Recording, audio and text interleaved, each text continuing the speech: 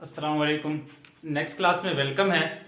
और इस क्लास में हमें बात करनी है स्ट्रक्चर ऑफ मेटल्स के हवाले से कि मेटल्स में जो पैकिंग है वो किस तरह की होती है। पीछे देख सकते हो कि किस तरह की पैकिंग होती है। अभी समझ नहीं आ रही होगी, थोड़ी देर में सब समझ आ जाएगा। देखो, पिछले क्लास में हमने बात की थ्योरीज ऑफ मेटेलिक बॉन्ड के बारे में। इलेक्ट्रॉन पूल थ्योरी या इलेक्ट्रॉन गैस थ्योरी आपको पढ़ाई, आपको बताया उसका कंसेप्ट दिया। वीबीटी के अकॉर्डिंग समझाया, फिर एमओटी के अकॉर्डिंग आपको बताया बैंड थ्योरी, जिसका कंसेप्ट मैंने कहा कि फेलिक्स बलोच ने दिया था 1928 में आई थिंक। तो इन सब पर हमने बातें की।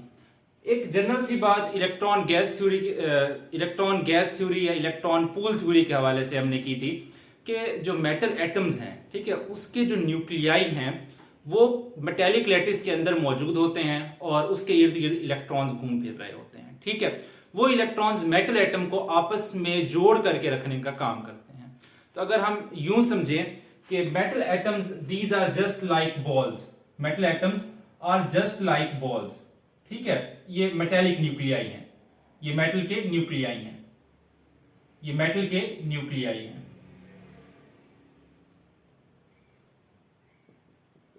इन न्यूक्लियाई के बीच में इलेक्ट्रॉन्स घूम फिर रहे होते हैं, इलेक्ट्रॉन्स घूम फिर रहे होते हैं।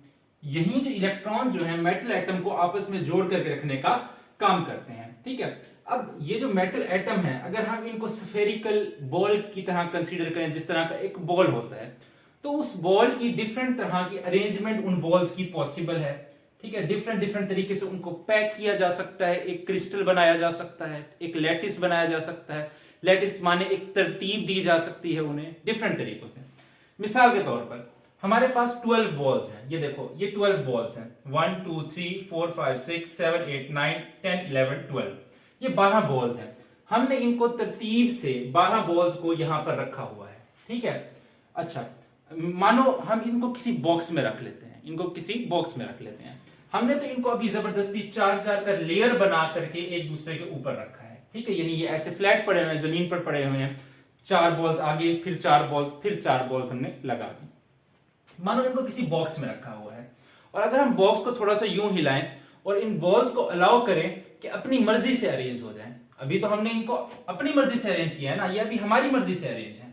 अगर हम उस बॉक्स को थोड़ा सा हिलाएं और इन बॉल्स को अलाउ करें कि जाओ अपनी मर्जी से अरेंज हो जाओ, तो सवाल ये है, क्या वो जो बॉल्स हमने अरेंज की थी वो उसी अरेंजमेंट पे रहेंगी? आंसर है नहीं रहेंगी। जैसे ही हम उसको हिलाएंगे और उसको उसकी नेचुरल पोजीशन में जाने का मौका देंगे, तो वो जो बॉल्स हैं वो खुद को ऐसे अरेंज कर लेंगी, यानी 4 3 4।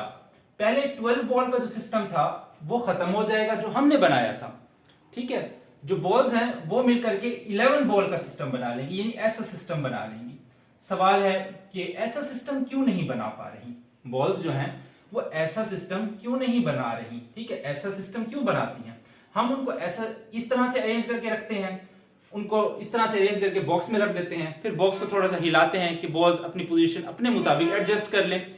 बॉल्स जो हैं वो भाग करके इस पोजीशन में रहने की बजाय इस पोजीशन में चली जाती हैं। ठीक है, यानी इस बी पोजीशन में चली जाती हैं।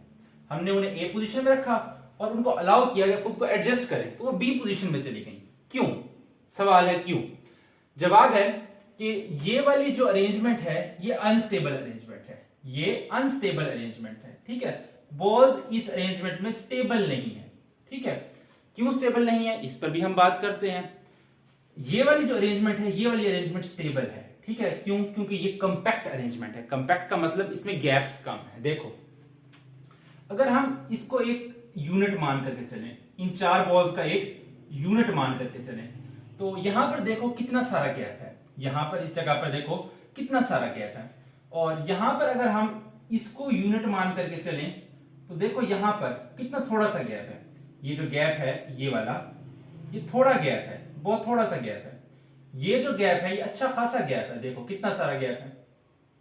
ये देखो, ये देखो, ये बहुत सारा गैप है।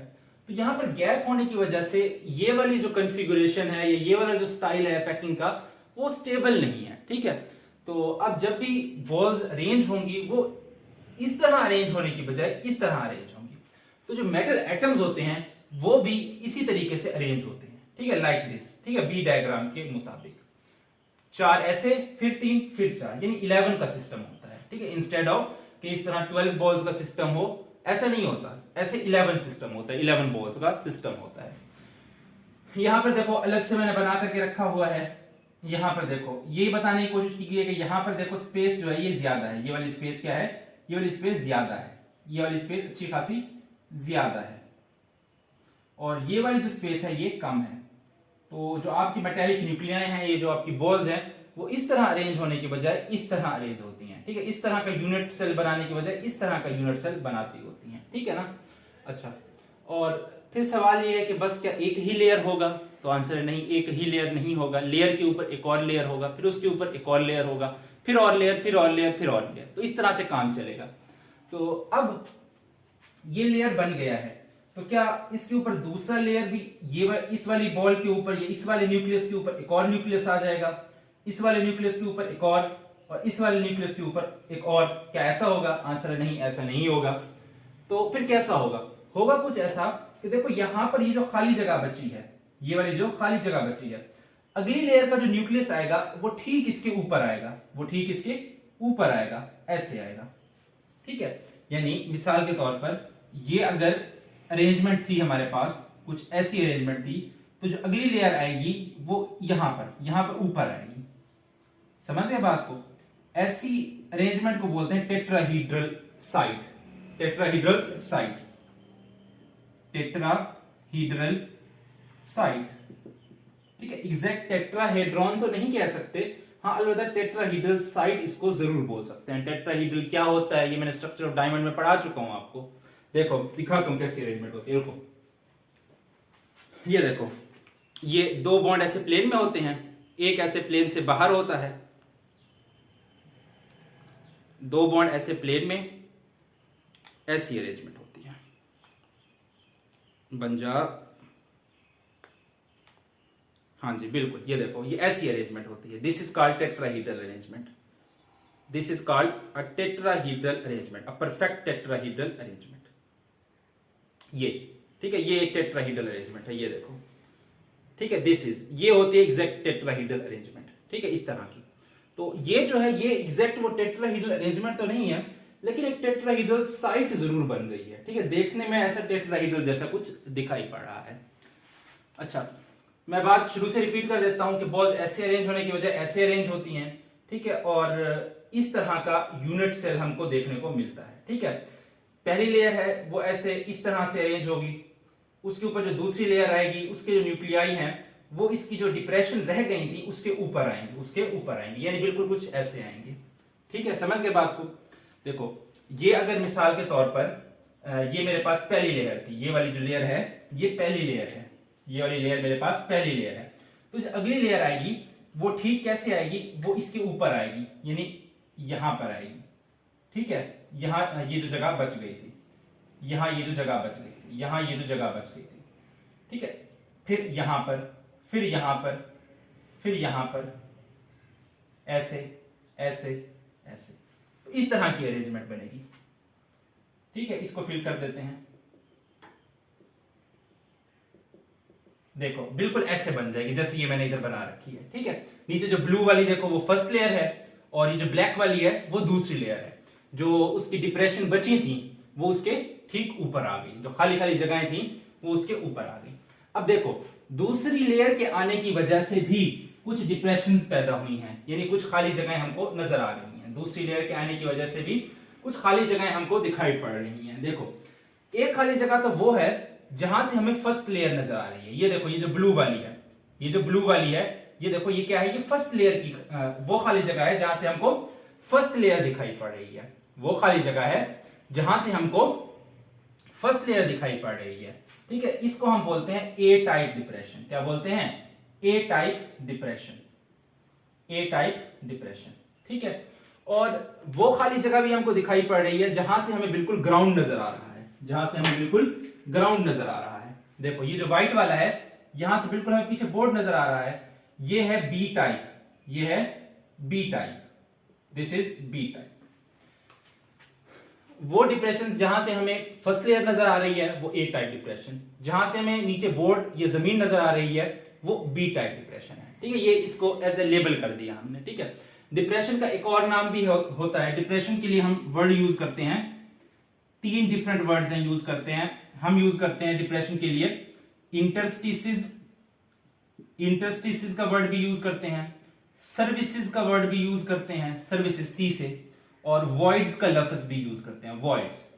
तो ये डिप्रेशन के लिए डिफरेंट डिफरेंट टर्म्स हैं, ठीक है। इंटरस्टिसेस का वर्ड यूज कर लेते हैं, सर्विसेज का वर्ड या वॉइड्स का वर्ड, उसके किस्म के सिनोनियम्स आप कह लो, ठीक है, दूसरा नाम है उनका।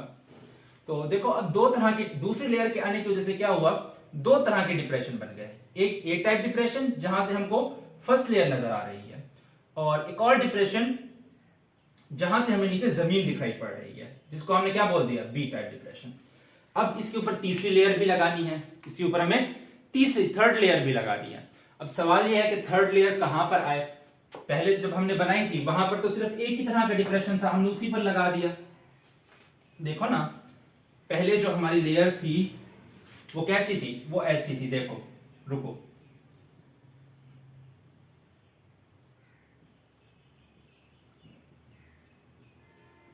ऐसी लेयर थी, ठीक है।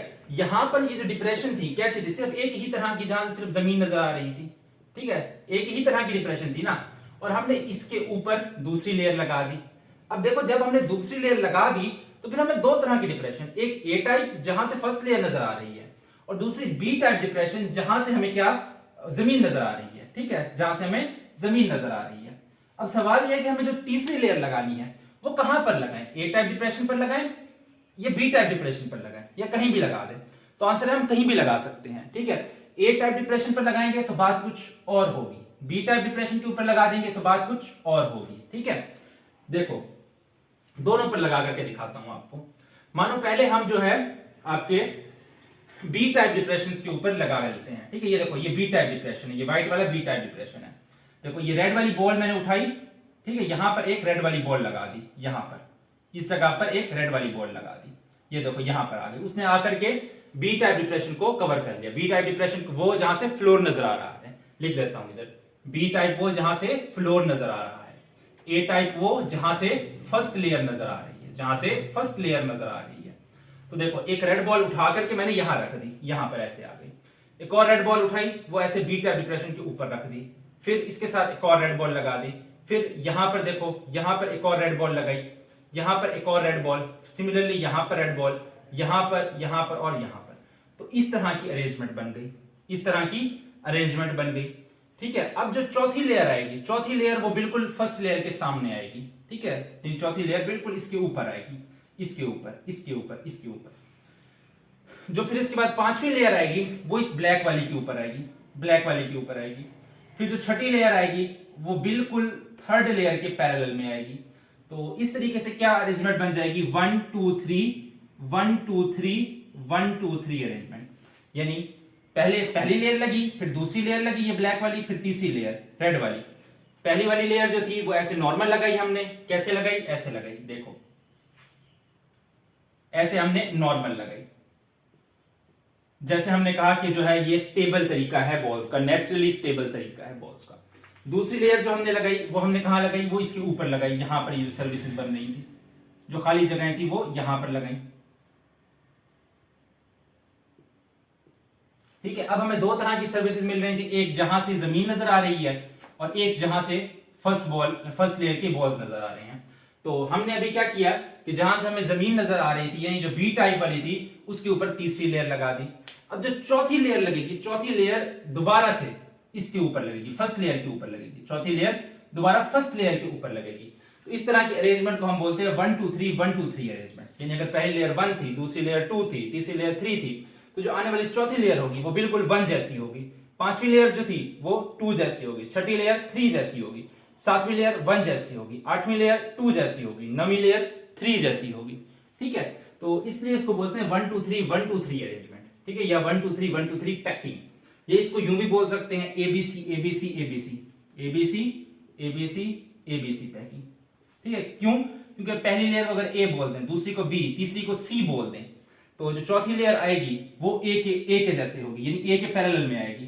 पांचवी लेयर वो बी के पैरेलल में आएगी, यानी बी जैसी होगी, यानी बी होगी। छठी लेयर जो आएगी वो सी, सातवीं ए, फिर आठवीं बी, फिर नवीं, फिर सी। यानी इससे हमें क्या पता चला कि फर्स्ट लेयर, फोर्थ लेयर और सेवंथ लेयर ये आमने सामने होंगी। फर्स्ट लेयर, फोर्थ लेयर और सेवंथ लेयर आमने सामने होंगी। Similarly second layer, fifth layer और आपकी एट्थ लेयर ये आमने सामने होंगी। ठीक है, इस तरह की पैकिंग को हम बोलते हैं क्यूबिक क्लोज पैकिंग। क्या बोलते हैं? Cubic close packing, cubic close packing. ठीक है, अगर तीसरी लेयर जो है, तीसरी लेयर बी टाइप वर्टिसेस पे लगा दी जाए, बी टाइप वर्टिसेस पे लगा दी जाए, तो इसको हम बोलते हैं cubic close packing, cubic close packing या क्यूबिक क्लोज पैकिंग के ही दूसरे नाम 1 2 3 या एबीसी पैकिंग। ठीक है, तो ये जो है ये काफी एफिशिएंट पैकिंग होती है, ये वाली पैकिंग काफी एफिशिएंट होती है। बुक में आपके एक्सरसाइज में लिख रखा है कि ये 74% एफिशिएंट पैकिंग होती है, 74% एफिशिएंट पैकिंग होती है। ठीक है ना, तो ये था क्यूबिक क्लोज पैकिंग के बारे में। अच्छा, दूसरी तरह की पैकिंग क्या होती है कि हम ए टाइप डिप्रेशन के जो है उसके ऊपर तीसरी लेयर लगाएं। ए टाइप डिप्रेशन के ऊपर तीसरी लेयर लगाओगे तो वो होगा क्या, उसका नतीजा क्या निकलेगा, वो बिल्कुल फर्स्ट लेयर के ऊपर आ जाएगी, बिल्कुल फर्स्ट लेयर के ऊपर आ जाएगी। ये फर्स्ट लेयर है ना, ये देखो जहां से फर्स्ट लेयर नजर आ रही है, इसके ऊपर अगर तीसरी लेयर लगाओगे तो वो फर्स्ट लेयर के पैरेलल आ जाएगी। तो इससे क्या होगा कि फर्स्ट लेयर और थर्ड लेयर आमने सामने आ जाएंगी। यहां पर क्या है, फर्स्ट और फोर्थ आमने सामने है ना, यहां पर ए टाइप पे लगाने से क्या होगा कि फर्स्ट और फोर्थ आमने सामने आने की बजाय फर्स्ट और थर्ड आमने सामने आ जाएंगे, फर्स्ट और थर्ड आमने सामने आ जाएंगे। मिसाल के तौर पर देखो, ये देखो,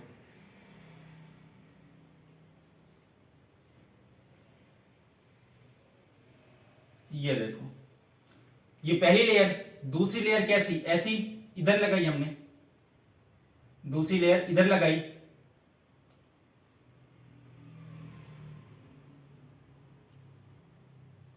ये देखो, ये दूसरी लेयर है। ठीक है, अब ये जो पहली लेयर के ऊपर ये तीसरी लेयर लगेगी, यानी यहां पर तीसरी लेयर लगेगी ऐसे, तो ये बिल्कुल पहली लेयर के ऊपर आ जाएगी। ठीक है, तीसरी लेयर जो लगेगी वो देखो यहां पर लगेगी, यहां पर लगेगी, यहां पर लगेगी।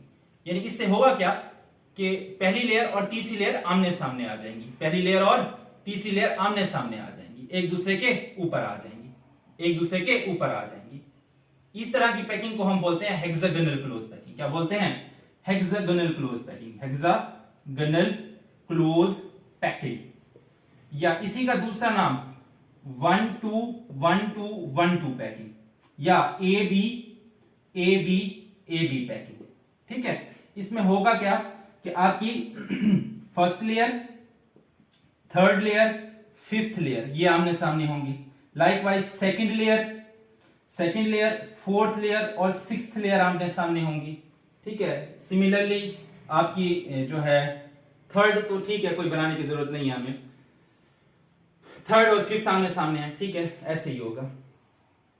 ठीक है, ये दो तरह की पैकिंग पॉसिबल है। ठीक है, अगर ए टाइप पे रखोगे, ए टाइप के ऊपर रख दोगे तो hexagonal close packing, B type पे रखोगे तो फिर कैसी, क्यूबिक क्लोज पैकिंग। यानी बी टाइप पे रखोगे तो cubic close packing, A type के ऊपर रखोगे तो कैसी, hexagonal close packing, hexagonal close packing.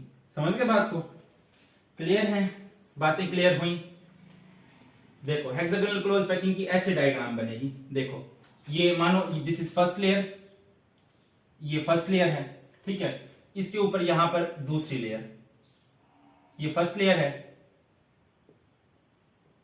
ये इसके ऊपर दूसरी लेयर लगेगी,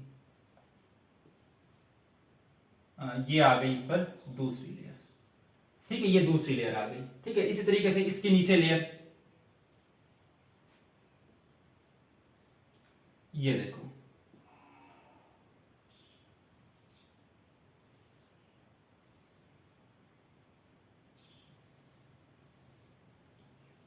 ठीक है, ये देखो, ये पहली लेयर, ये दूसरी लेयर, ये फिर वो पहली लेयर जैसी। ठीक है, ये देखो, ये दूसरी लेयर, यानी इस तरह की अरेंजमेंट होती है। This is hexagonal close packing, this is hexagonal close packing. तो अगर आप ए टाइप डिप्रेशन के ऊपर रखते हो तो 1 2 1 2 1 2 अरेंजमेंट होती है, या ए बी अरेंजमेंट होती है, जिसको हेक्सागोनल क्लोज पैकिंग बोलते हैं। अगर आप बी टाइप डिप्रेशन में रखते हो तो 1 2 3 1 2 3 पैकिंग होती है, या एबीसी पैकिंग होती है। इसमें होता क्या है, फर्स्ट, फोर्थ और सेवंथ जो लेयर है वो आमने सामने होती है, सेकंड, फिफ्थ और एट्थ लेयर आमने सामने होती है। इसमें क्या होता है, फर्स्ट और थर्ड लेयर आमने सामने होती है, सेकंड और फोर्थ लेयर आमने सामने होती है, ठीक है। क्यूबिक क्लोज पैकिंग जो है ये ज्यादा एफिशिएंट होती है, क्यूबिक क्लोज पैकिंग ज्यादा एफिशिएंट होती है, ठीक है। हेक्सागोनल क्लोज पैकिंग ये कम एफिशिएंट होती है, ठीक है।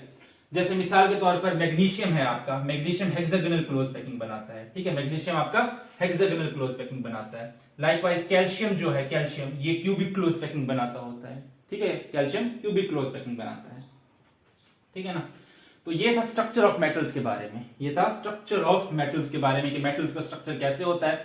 लॉन्ग क्वेश्चन में आपसे नहीं पूछेगा, ठीक है, आपसे शॉर्ट पूछता होता है बार बार कि what is hexagonal close packing of metal या what is cubic close packing, या डिफरेंस पूछ लेगा, ठीक है, डिफरेंस बताओ इनका। तो यहाँ पर डायग्राम्स हमने पहले से बना करके रखी हुई थी, क्योंकि देखो जो डायग्राम्स हमने यहाँ पर बनाई जल्दी जल्दी में वो टेढ़ी टेढ़ी बनी है, ठीक है ना। तो यहाँ पर एक्चुअली हमने एक ढक्कन का सहारा लिया, इसकी मदद से इसको बोर्ड पर रख करके ये सारी डायग्राम्स बनाई ताकि अच्छे से समझ आए और नीट एंड क्लीन समझ आए। तो ये कोशिश की कि नीट एंड क्लीन ही हो। तो आप तो प्रकार यूज करोगे ना, कॉपी पर बनाना आसान होता है रिलेटिवली, कंपास यूज करके इजीली बन जाता है। तो यहाँ पर क्योंकि ग्लॉसी सरफेस होती है, फ्रिक्शन कम रहती है, तो यहाँ पे लिखना थोड़ा डिफिकल्ट होता है। अच्छा, एक और सवाल आपसे पूछता है कि justify that cubic close packing of metals is 74% efficient, ठीक है। तो आप उसे बता सकते हो क्यूबिक क्लोज पैकिंग में क्या क्या होता है, और साथ ये बताओगे कि क्यूबिक क्लोज पैकिंग में जो स्पेसेस हैं वो कम होती हैं, ठीक है, ज्यादा स्पेस ऑक्युपाई हो जाती है, ठीक है, बहुत कम स्पेस जो है वो बाकी बचती है, ठीक है, इसलिए जो है वहां पर 74% पैकिंग एफिशिएंसी होती है। जबकि हेक्सागोनल में क्या होता है, कुछ कुछ स्पेस फिर भी खाली बच जाती है, ठीक है, इतनी स्पेस ऑक्युपाई नहीं हो पाती जितनी क्यूबिक में हो जाती है। तो इस वजह से हेक्सागोनल की जो पैकिंग एफिशिएंसी है वो कम होती है, क्यूबिक की जो पैकिंग एफिशिएंसी है वो काफी ज्यादा होती है, ठीक है ना। तो ये बातें आपको जहन में रखनी है, ठीक है। That was all about the structure of metals. फिर इंशाल्लाह मिलते हैं अगले क्लास में, एक जनरल कंपैरिजन देखते हैं आयनिक, कोवेलेंट, मेटालिक और मॉलिक्यूलर सॉलिड्स का। तब तक के लिए अल्लाह हाफिज।